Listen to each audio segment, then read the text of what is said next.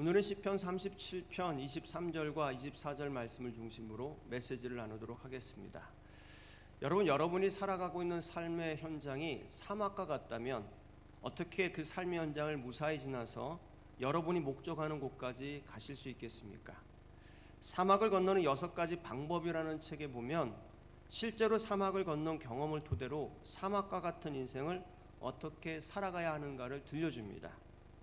사막을 건널 때 가장 중요한 것은 지도를 보고 목적지가 정해지면 나침판을 따라서 흔들림 없이 가야 한다고 하는 것이 그 책이 들려주는 중요한 핵심입니다. 사막에서는 나침판이 사느냐 죽느냐를 결정하는 아주 중요한 도구라는 것입니다.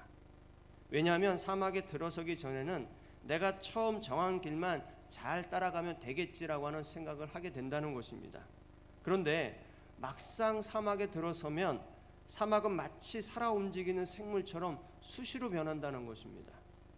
그래서 처음 정한 길에서 벗어나는 경우가 수없이 생겨난다는 것이죠. 한번 정해진 길에서 벗어나면 반드시 큰 위험이 뒤따르게 되어 있습니다. 이렇게 찾아온 큰 위기를 극복하는 것은 한 가지 방법밖에 없다는 것입니다. 목적지를 향하고 있는 나침판을 믿고 따라가는 것입니다. 사막과 같은 인생에서도 마찬가지입니다. 목적을 정하고 그 목적을 향하여 나침판을 따라가는 것이 인생을 잘 살아가는 지혜라고 하는 것입니다.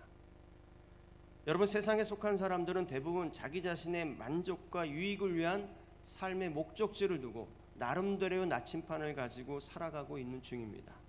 그러나 오늘 묵상의 말씀은 믿음의 사람들의 인생 목적은 다르다고 하는 것을 우리들에게 말씀해 주고 있습니다.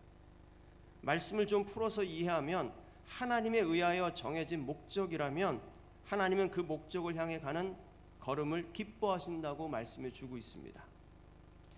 내 인생은 내 것인데 라고 하는 생각을 가지고 있는 사람들에게는 이 메시지가 이해가 되지 않을 것입니다. 왜냐하면 믿음의 사람의 인생 목적은 하나님에 의하여 정해져야 한다고 말씀하고 있기 때문입니다. 여러분, 하나님이 정해주시는 믿음의 삶의 최종 목적지는 복음 안에서 살다가 주님의 나라에 이르게 되는 것입니다. 결국 주 예수 그리스도가 믿음의 사람들이 가야 할 길이고 또한 최종 목적지라고 하는 것입니다. 이렇게 나의 인생의 최종 목적지라고 하는 것을 알았다면 그때부터 필요한 것은 그 목적지를 향해 가도록 하는 나침판을 사용하는 길만 남은 것입니다. 믿음의 사람들의 나침판은 말씀과 기도입니다. 말씀과 기도의 나침판을 가지고 하나님이 정해주신 길을 가는 믿음의 사람들에게 오늘 주님께서는 이렇게 약속해 주고 있습니다.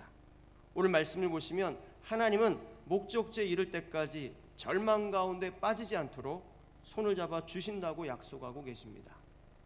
그러므로 오늘 여러분의 삶의 지도 위에 말씀과 기도의 나침판을 올려놓으시기를 바랍니다. 그리고 하나님에 의하여 정해진 이 복음의 길을 무사히 지나갈 수 있도록 인도하시는 하나님을 바라보는 믿음의 눈이 열리기를 주님의 이름으로 간절히 축원합니다.